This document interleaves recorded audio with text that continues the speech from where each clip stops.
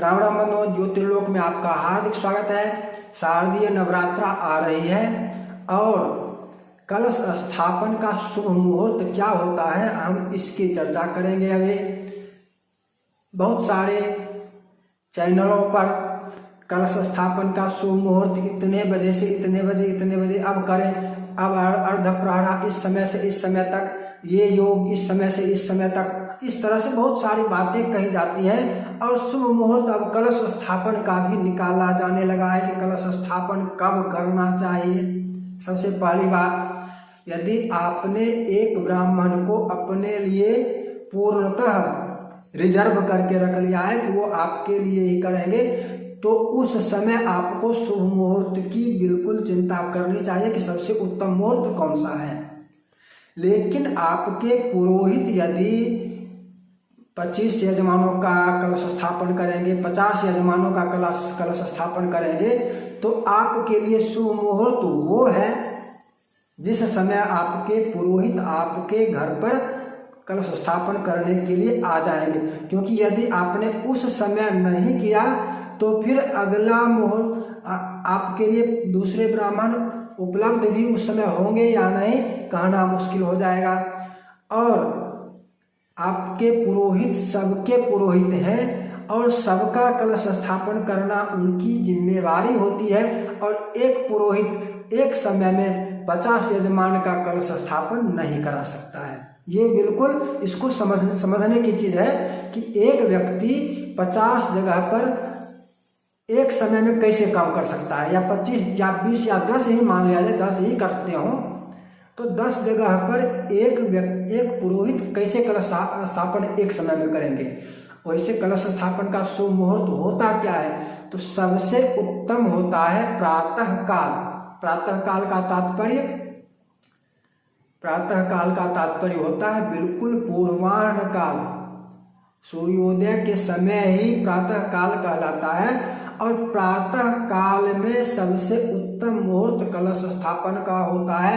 इसमें न अर्ध प्रहरा को देखने की आवश्यकता होती है, न भद्रा को देखने की आवश्यकता होती है। नवरात्रा में कलश स्थापन के दिन किसी भी अन्य मुहूर्त की आवश्यकता नहीं है कि कब कलश स्थापन करना चाहिए। कलश स्थापन प्रातः काल ही करना चाहिए। और प्रातः काल यदि कुछ भी विचार करने की आवश्यकता नहीं है कि मृत्यु योग कब है या नहीं है, अर्ध प्रहरा है या नहीं है, भद्रा है या नहीं है, या कुछ भी कोई दोष, यदि प्रातः काल किसी भी तरह के दोष को देखने की आवश्यकता नहीं है, शुभ मुहूर्त सर्वोत्तम मुहूर्त है और कुछ विचार करने की आवश्यकता नहीं है, तो उसी तरह से पूरे दिन, संपूर्ण दिन कलश स्थापन के लिए किसी भी विचार की आवश्यकता नहीं है कि अब अर्ध प्रहरा है या भद्रा है या क्या है, मृत्यु योग है या क्या है, कुछ भी दोष है, उसका विचार नवरात्रा में कलश स्थापन के लिए करने की आवश्यकता नहीं है। उसी तरह यदि नवरात्रा में जैसे शिव पूजन, महादेव बनाकर पार्थिव पूजन करने की बात हो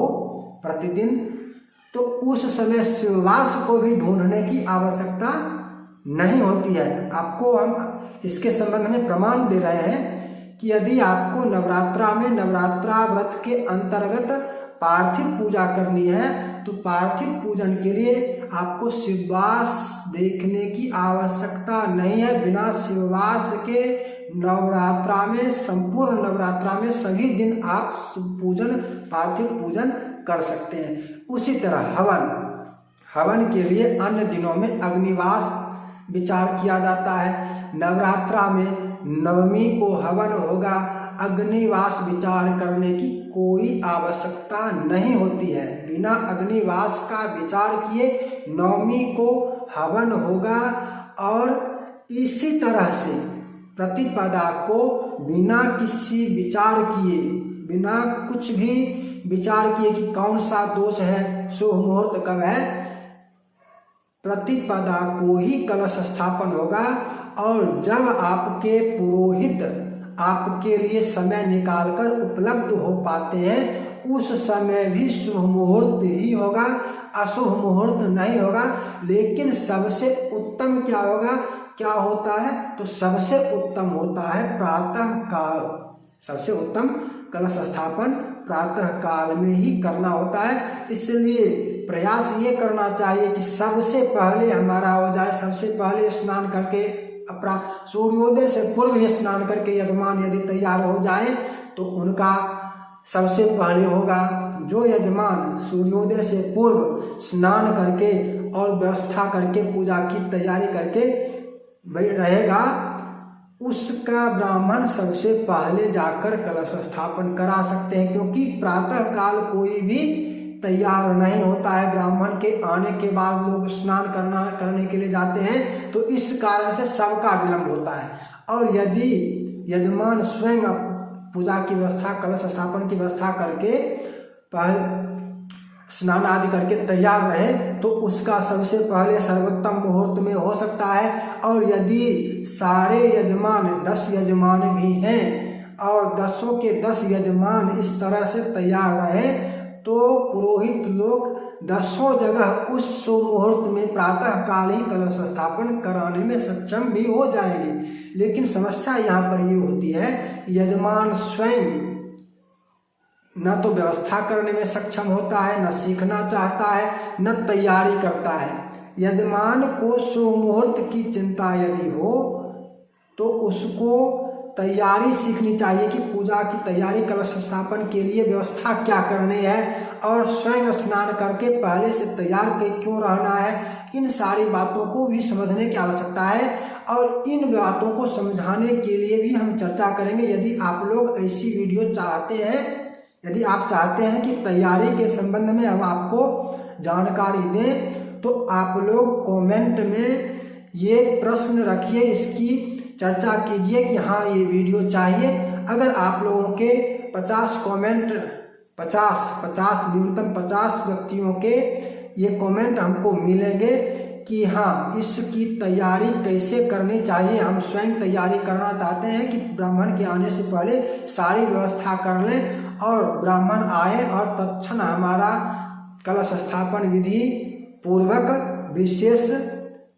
विशेष व्यवस्था के साथ, विशेष ध्यान के साथ, विशेष विधि के साथ हो। क्योंकि ब्राह्मण को यदि अधिक समय मिलेगा तो और अधिक विधि पूर्वक वो आपका कलश स्थापन करेंगे या जो भी पूजा पाठ कराएंगे करते हैं। यदि उनको तैयारी में समय, व्यवस्था के लिए समय गंवाना ना पड़ेगा तो और उत्तम होगा। तो यदि आप ऐसा चाहते हैं कि कलश स्थापन विधि की तैयारी कैसे करनी है, क्या करनी है, तो न्यून और उसके संबंध में हम वीडियो बनाकर चर्चा करें, जानकारी दें, तो कमेंट बॉक्स में न्यूनतम 50 व्यक्तियों के कमेंट चाहिए, 50 यजमानों के कमेंट चाहिए। यदि आपका कमेंट मिल जाता है हमें 50 व्यक्तियों का तो हम इस विषय में भी कि तैयारी कैसे करनी चाहिए शीघ्र वीडियो हो सकता है नवरात्र से पहले ही उपलब्ध करा दें। फिर मिलेंगे नई चर्चा के साथ। जय जय श्री राधे।